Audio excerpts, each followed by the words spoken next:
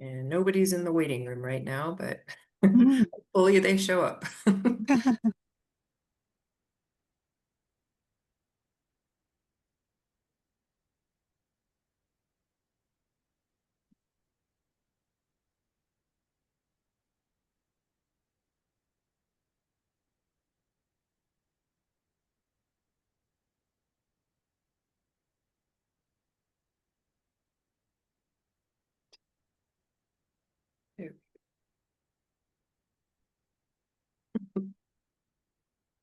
I don't know how to make it go away with your face in the frame, so that's okay. You'll be there when people come in. Mm.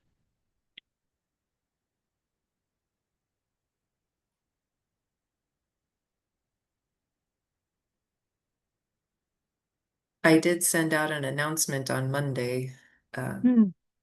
so, and there were, I forgot how many people were registered, but there were a number of people from Santa Clara. Mm. I want to say 45 total when I looked at the list. Yeah, actually, that's pretty good.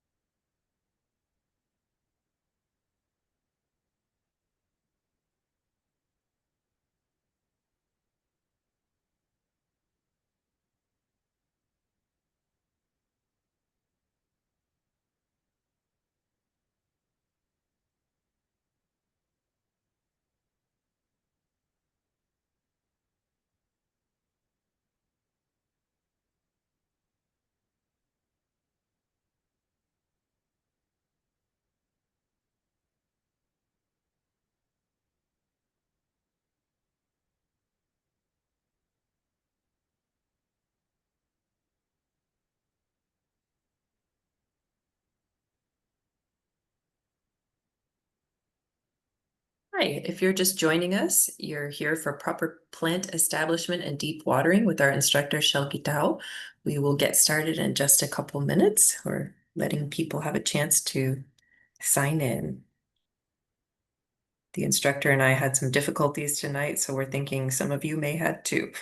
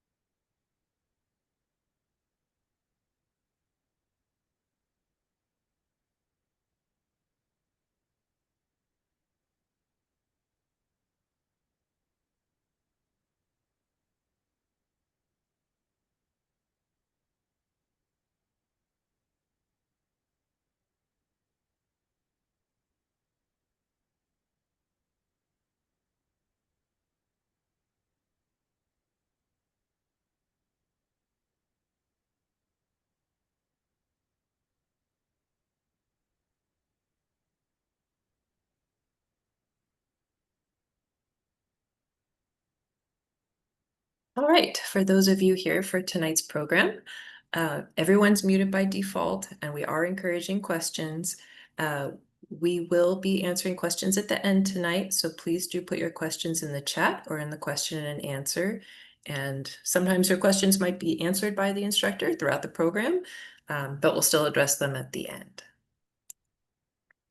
For those of you unfamiliar with BOSCA, it's the Bay Area Water Supply and Conservation Agency, representing 26 agencies in San Francisco Bay Area.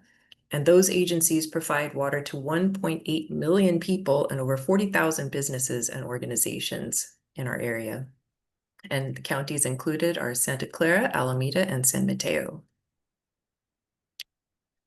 Bosco wants to make sure that everyone's future water supply needs are met. They really work hard to make sure that all agencies are represented and getting their fair share of water throughout the community. And we've come to realize that outdoor water use is the single largest untapped opportunity for water conservation. So because residential outdoor water use takes about 50% of water in our service area, we're hopeful that by participating through classes like this, you can end up reducing your own water use through the use of water efficient plants and innovative garden techniques that you'll learn tonight. There are rebates available if you're in the Bosca service area. Lawn Be Gone provides rebates for removing your front lawn and replacing it with WaterWise Landscape. Depending on the city you're in, the rebates vary, so do check with your local agency or your municipality to see what particular cost sharing is available for your area. And Bosca also offers up to $200 for rain barrels. That's another opportunity for you to take advantage of going into the rainy season that hopefully is starting tomorrow. If you don't already have a weather-based irrigation controller, that's a really simple way that you can monitor your water use throughout your property. Many are operable from your cell phone or computer, so that makes it handy if you're traveling. And the rebates are quite straightforward, so it's a really good program to take advantage of if you need to upgrade that controller system. And again, speaking of rain, there are some classes coming up that you can take advantage of to learn about rain gardens and then take advantage of the rebate program that Bosca offers. The city of Santa Clara's rebates, we always like to remind you, are pretty significant. If you're a resident in the city, you can get up to $5,000, and a commercial property can get up to $110,000 for doing a lawn conversion and switching to water-wise plants. And this is the best time to do it. And Shelke's going to talk more about that in a minute, so I won't steal her thunder.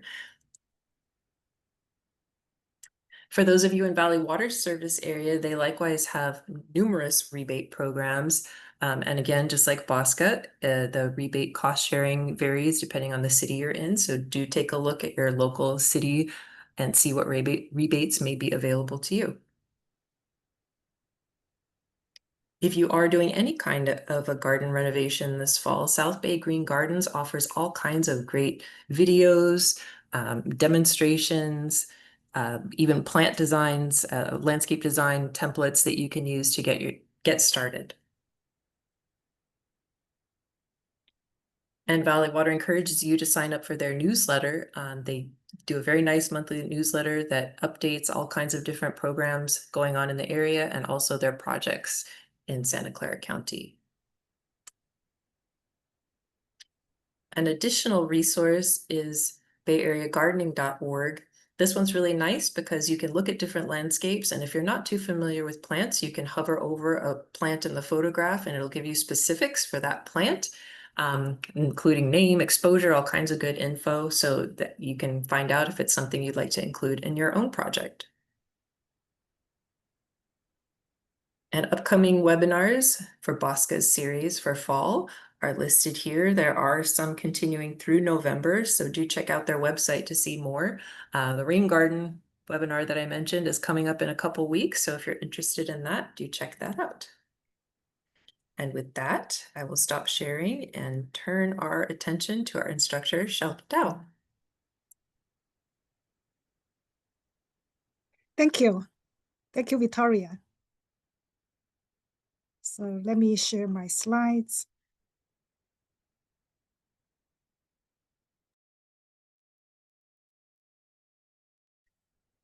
Can everyone see my slides? Yes, they're showing up. Okay, thank you. You're welcome. Hello, everyone. Tonight, I'm going to talk about proper plant establishment and deep watering. So it's a very interesting and very important topic. So yeah, let's get started. Now, since we are now in October, first day of October, so perfect time to talk about installing, planning gardens, because this is one of the best seasons, really. Actually, I would say almost like the best seasons to install a garden. So you can see this is one such garden that we installed in fall. So why is that? Because right now the temperature is perfect or great. You can see this is the Santa Clara temperature chart throughout the year. So we just went through the very hot summer, and now it's just like you can see the temperature went down, right? We like it cool, so do the plants. No one like the really hot 100-degree weather. The plants neither. So like right around here, actually, that's a very good temperature for the plants to establish. Another also important reason is that that's when the rains will come. Actually, this year we already have a couple already. So more will come November, December, and January, February. So in California, you can see that that's when all the rains come, and that's when the plants have all their 1 year's worth of water supply, all concentrated in these 4 or 5 months. So if we plant in October, that means they have 4 or 5 months down the road to have all that water supply. So if you just look at these two charts, October, November, to some degree December as well, then it's really the best 3 months in the whole year to install a garden.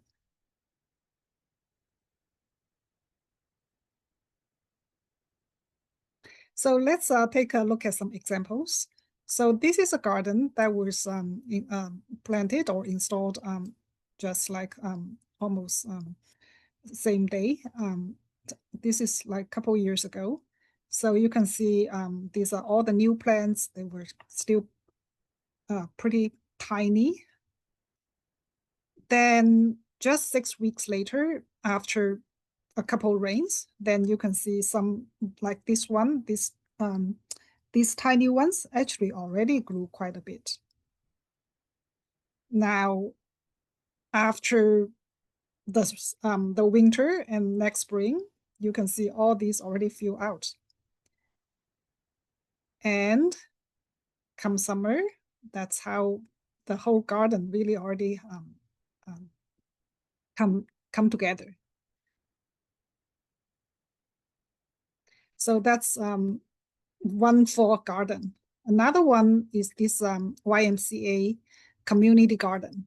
So it's the design was done over summer, and then we install it in fall, in September.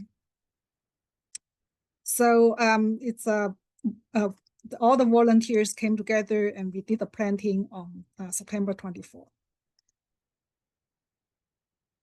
So that's how it was like after the planting was done. And just 6 weeks later, you can see some of these fuchsias. When they were done, they're like this, right? And then just 6 weeks later, they already bloomed. And some of these are kind of like growing.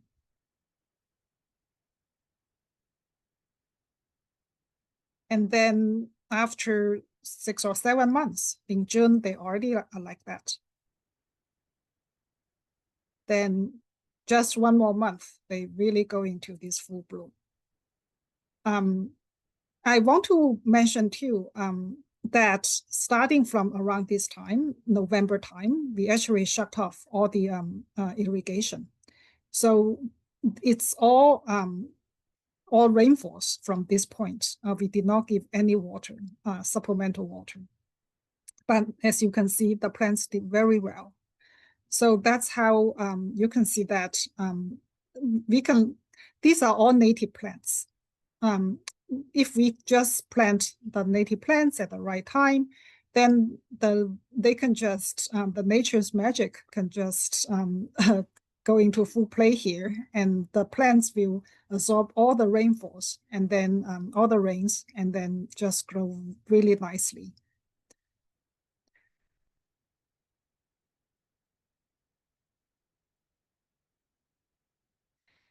So this is the garden that on the first page that I just showed. So we planted that September 14th. And then just 2 months later in November, it already grew a lot. And it just shows that at the right time and in fall, the garden can really do very well.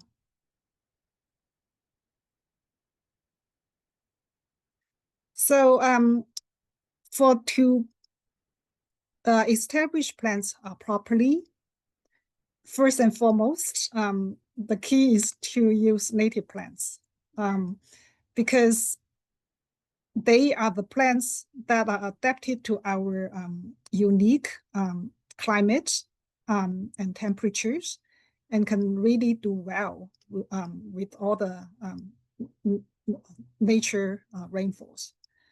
So if you look at this chart, so these are the native plants, the ribes, the manzanitas, and the golden poppies. So a lot of plants during the summer, they will go into dormancy because there's no rain. They either shed their leaves or they just use all kind of mechanism to cope with this hot summer, hot and dry summer. But when October and November comes and the rain comes, then they will wake up from this long kind of like dormancy and say, oh, okay, the water is here. Let's bloom, let's grow. So that's exactly what they do.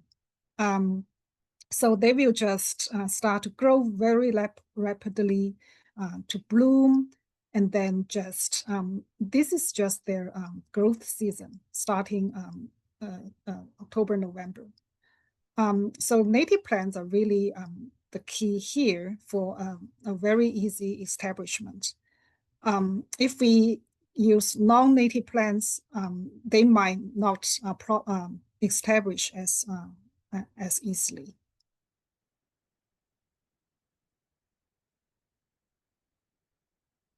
This is a super bloom 2 years ago, 2023. So right, you can see the nature's magic. All these wildflowers, no one ever go out there to water them, to take care of them. But when the temperature, when the rainfall, everything, all the ideal conditions meet together, they will just bloom like this. So I think the key word here is that let the nature do its work, and then a lot of plants can be established pretty well.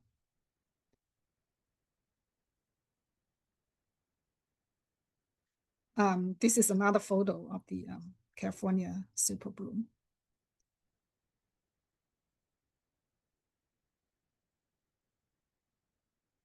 So these are some of the my favorite native plants you can consider.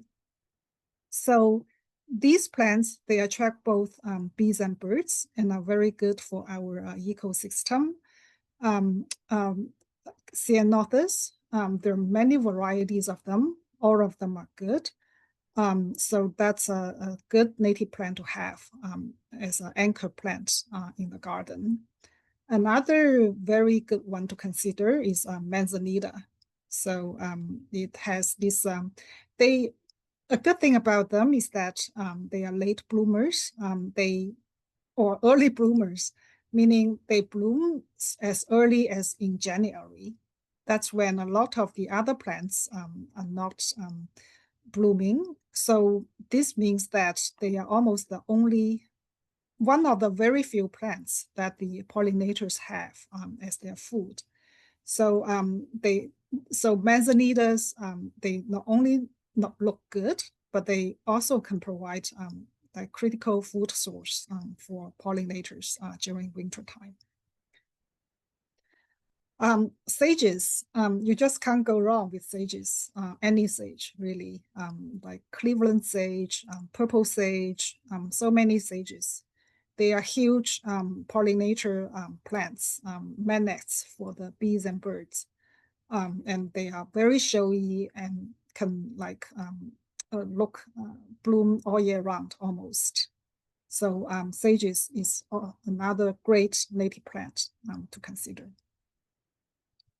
Buckwheat,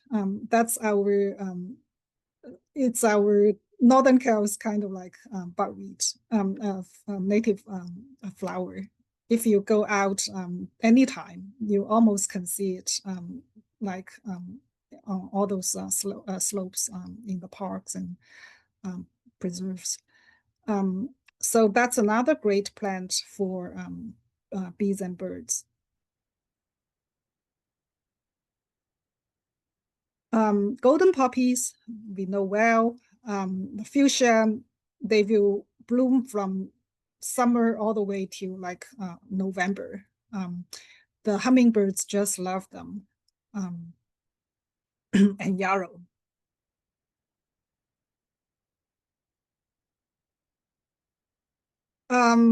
These are a couple taller, smaller trees or shrubs, toyong. The birds love their berries very much. Western rabbit. In spring, these pink flowers they are really showy. Elderberry and coffeeberry. They are very tough, easy to grow, evergreen, and also very, very extremely low water use.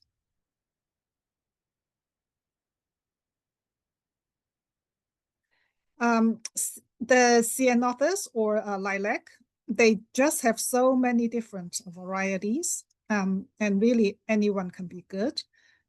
This is from the Santa Clara Water District's qualifying plant list. So I just picked a couple here. It's anyone can be good.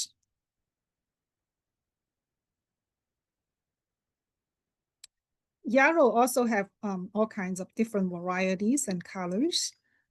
So that's more varieties for you to pick. If you have a big enough space, the oak trees, in terms of biodiversity value, nothing can beat the oak trees. So like for one coast live oak, they can support more than 270 different kinds of bugs or insects. If you consider like eucalyptus, it cannot support any because it's not a native tree. It's from Australia, and it just all our local insects do not like it. They cannot deal with it. So, but if you for the same space, right? If you're putting a eucalyptus tree or versus a coast live oak, then you are talking about a difference of hundreds of insects versus zero. So we really, really recommend have native trees and plants.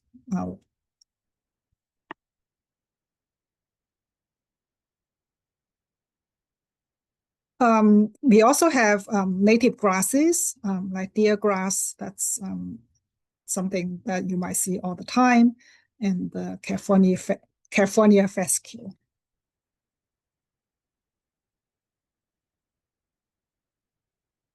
Okay, so we just talked about for the selection of plants, always go for native plants, at least the majority of native plants. Another very important item is that we also should set up the drip irrigation.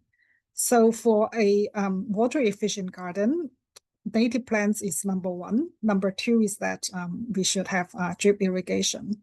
That's a native garden can save water by up to 80% versus the lawn of the eco size.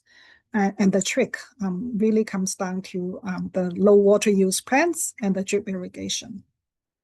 Drip means that the water is dripped right on the root zone of all the plants.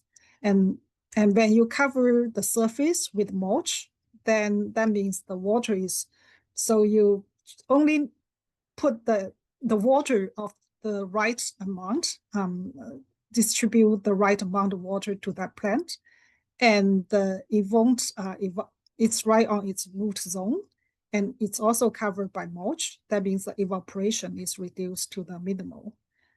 So with these three items all working together, plants, drip, and then mulch, then that's how the water consumption or usage can be reduced to the bare minimum.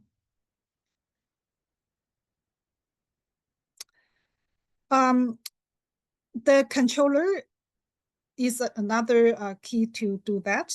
So we should not overwater. And the way to do it is that you program the right schedule. This is one of the recommendations of watering. So for a new garden, for the first 2 weeks, you can water every day because that's when the plants are still very young and the roots cannot support themselves yet. So it's like babies. We just need to feed them every day. And then after the first 2 weeks, 2 to 3 weeks, check for the new growth, like the new buds, new green, new leaves. That means they established themselves already.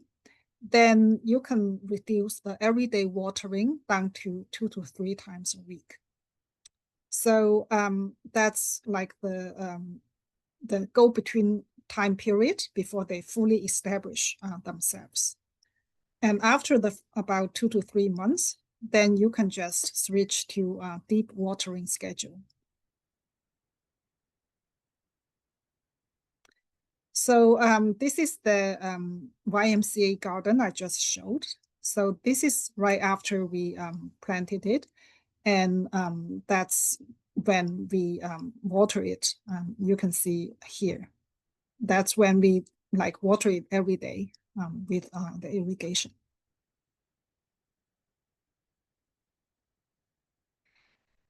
Deep watering means that you water it, the soil is saturated down to about 8 inch depth. So if you look at this chart, the native plants, they tend to have much deeper roots than the non-natives because it's their way to get enough water to support themselves, especially when it's dry season and there's no rainfall. So we should encourage that. That means when they have deep roots, that means we don't need to water as frequently. And then also means we can save water that way. And deep watering just means that when we do water, the soil should be saturated to about 6 to 8 inches deep, not just 1 to 2 inches. So that we will train these native plants to go deep down like that.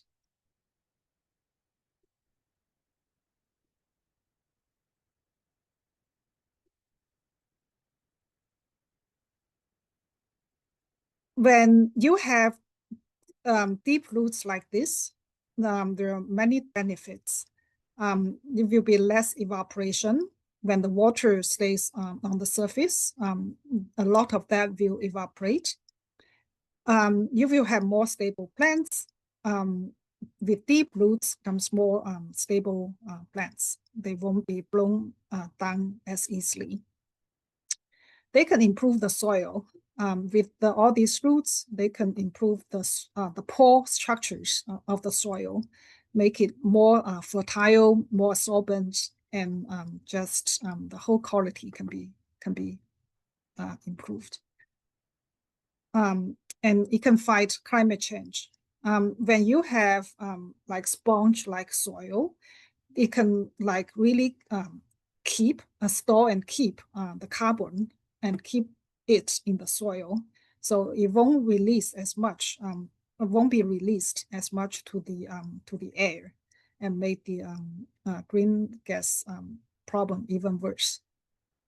Soil actually is another huge weapon to combat climate change. And the one way we can improve it, improve the capacity, is to have plants and trees that have deep roots and improve that whole structure and make it more sponge-like.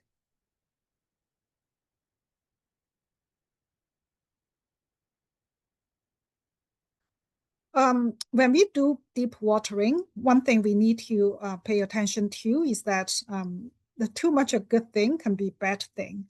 That means that we should water it down to about 6 to 8 inches, but not over that line. Because if we do that, it will create runoff. If you look at this chart, for any soil, they all have this kind of like field capacity. That's when the maximum capacity the soil can hold water. If you keep giving water after that line, then after that capacity, then it cannot hold it anymore and will just run off.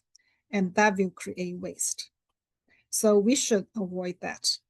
So if you look at this chart, for example, like at 30 minutes, this field capacity will be reached, then we should not water more than 30 minutes. We should just shut off the irrigation right at 30 minutes. And this can be done in the programmer, the controller we just showed.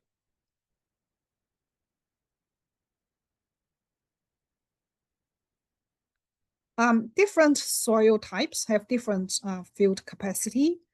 You can tell rough which type the soil of your garden is by doing this simple test. So just take a small handful of soil and add some water on your palm, and then try to squeeze it into a ribbon. If you can hardly squeeze a ribbon and it just breaks very easily, that means it's sand. But if you can make a pretty decent ribbon, even longer than your palm, then it's likely clay. Anything in between, that's loam. Here in the Bay Area, the most common soil type is clay.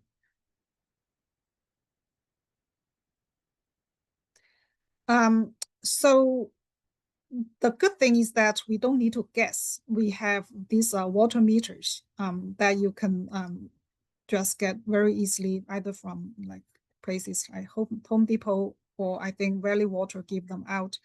So you just can get one of these and just plug into the soil and see how wet the soil is. If it's in the green zone, that means it's healthy. But if it's in the red zone, then it's too dry, and tells you that you need to water. So then after, if you look back at this chart, so after the first 2 or 3 months, and when we switch to deep watering, this meter will help us do that. We don't need to give us a kind of like a set schedule. We can just use this meter to find out whether the soil is too dry. If it's too dry, then we give it do the deep watering. But if it's still quite healthy, then we can wait a little bit longer.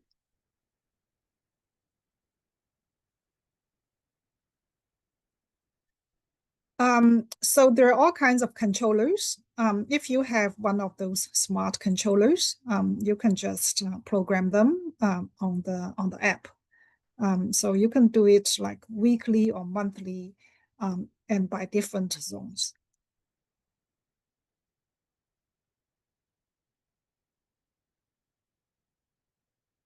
One special note is for the trees. When we have the lawns, many times the trees also get the water from those the sprinkler, so they can get a good amount of water.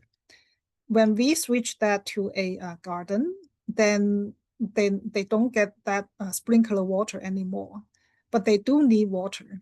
And plants, trees are very important for us, for the biodiversity value I just mentioned, for the taking in the carbon and combat climate change, a lot of benefits. So the rule of thumb is that we should give 10 gallons of water for every inch of the tree's diameter. So say if this tree's diameter is 18 inches, then for one watering, we should give it 180 gallons. Personally, I find it a little bit too much. I think about half of that should be good.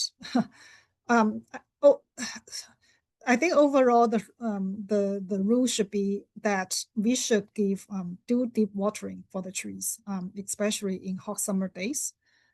Just like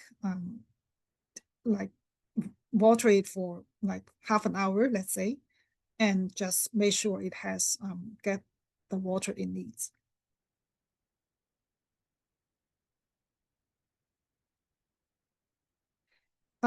So the right way to water for trees is to do this kind of like rings, so that it can cover the drip line. This is if you the canopy is right here, and then this is called a drip line. So this way, it's surface roots can get the water they need. So the surface roots, you have deep roots, but you have a lot of surface roots. So they're all in the very shallow layer of the soil. And all these roots, they need water. These kind of like rings can give the water to those surface roots.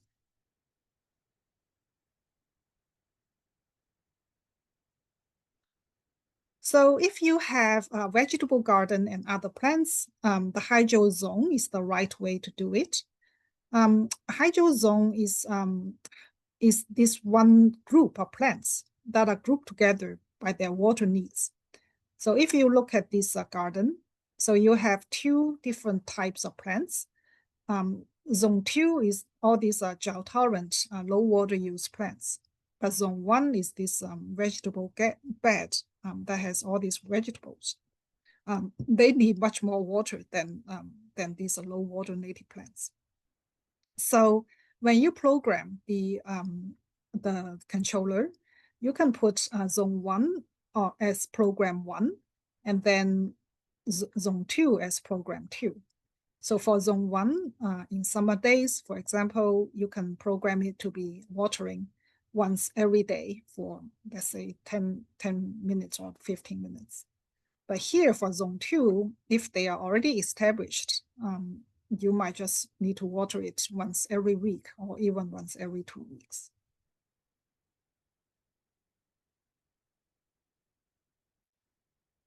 So this is a traditional controller, and this is a smart controller. The idea is the same, that you can just find, this is program A and B. So for example, you program A for zone 1 and then program B for zone 2. Zone 1 for the vegetable bed and zone 2 for the low water garden, the native garden. So this way, right, you won't overwater this garden and then not underwater this vegetable.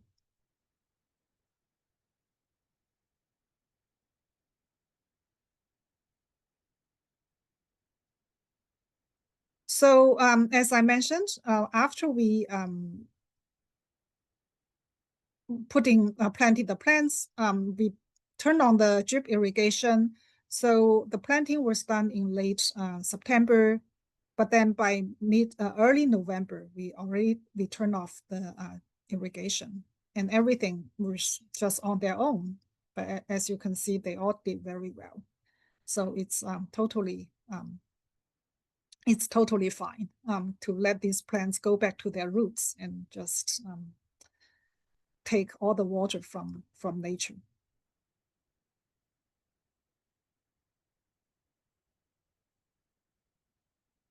this is we planted a valley oak in the garden. And when we first planted it, for the first 1 or 2 months, it did not look very well, as you can see. And we were really concerned whether it can make it.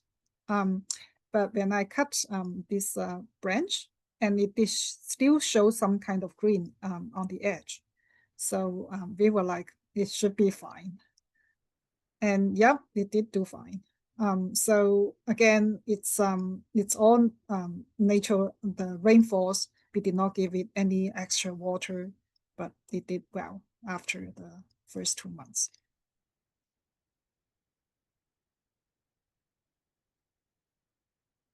Another plant is the native millweed. So we planted a lot of native millweeds. They are the critical host plants for monarch butterflies. So that's how they first when they were first planted. And then I did not take any photo during the long winter because they all disappeared. Really, I really honestly thought they were dead. But then next May, they all sprang back like that. And then from there, they just did very well. This is a photo that was taken like 2 years ago. Right now, they were all very big. All these native plants did really well and attracted the monarch butterflies.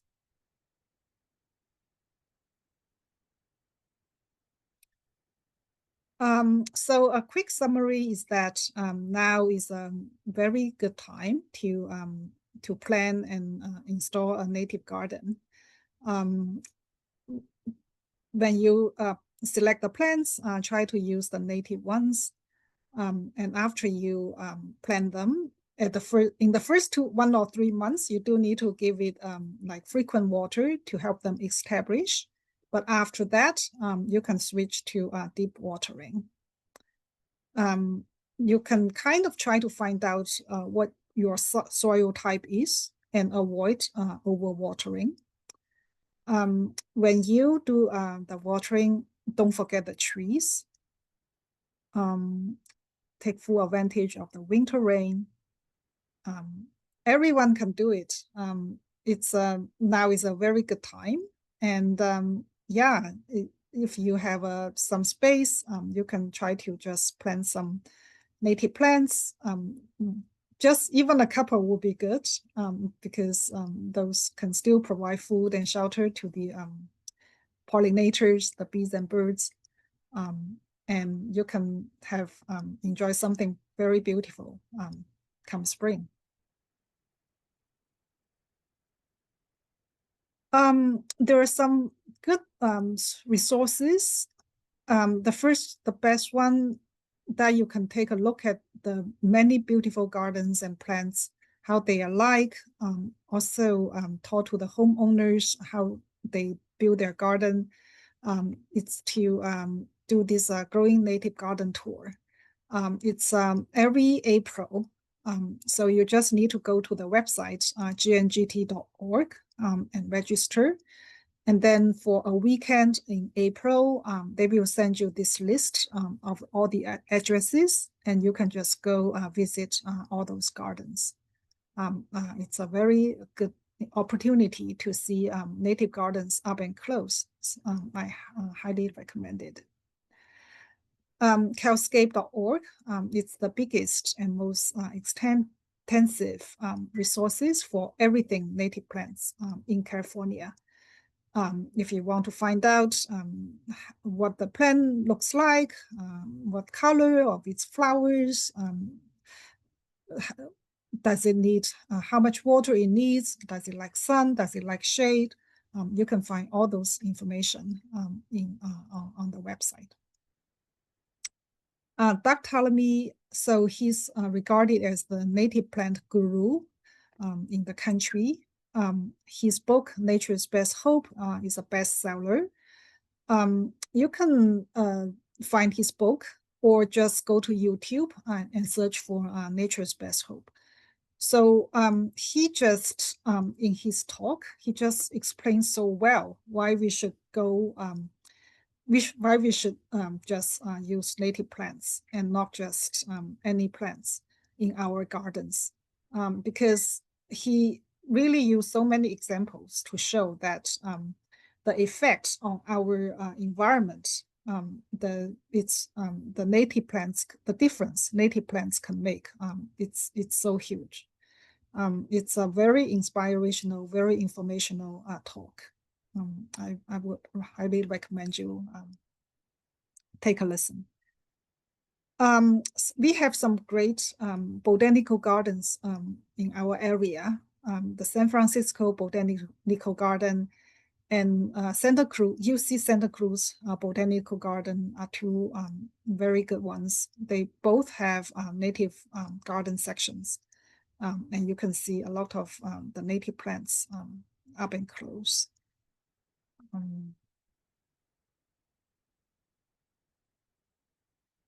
So here is my contact information. Feel free to send me any questions, any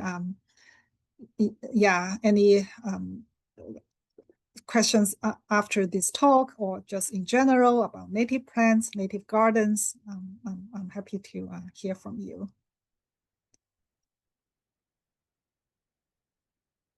Okay, so this is my talk. Feel free to let me know if you have any questions. So I'm not seeing any questions right now, but we'll give everybody just a minute or two in case they're still brainstorming their question. I'm so glad you mentioned about the California Native Garden Tour because that really is a wonderful opportunity to just see a regular neighborhood garden and to see what inspired people to go out, find plants locally and put them in their gardens. You have different takes, some people do things in a cottage style, some people like to have a prairie or they do different themes but with native plants and it's really really inspiring.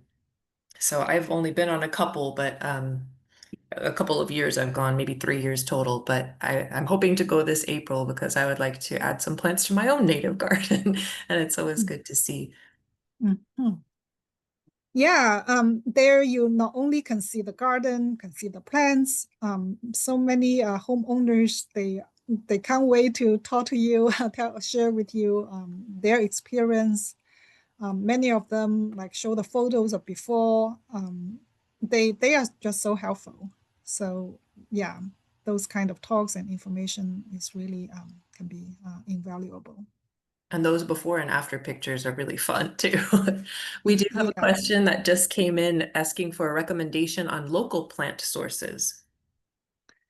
So yeah, there are some nurseries, they carry native plants. So Summer Wind, it's a good nursery to to check out. Summer Wind, they have branches in Cupertino, in San Jose, in Campbell, and in Palo Alto.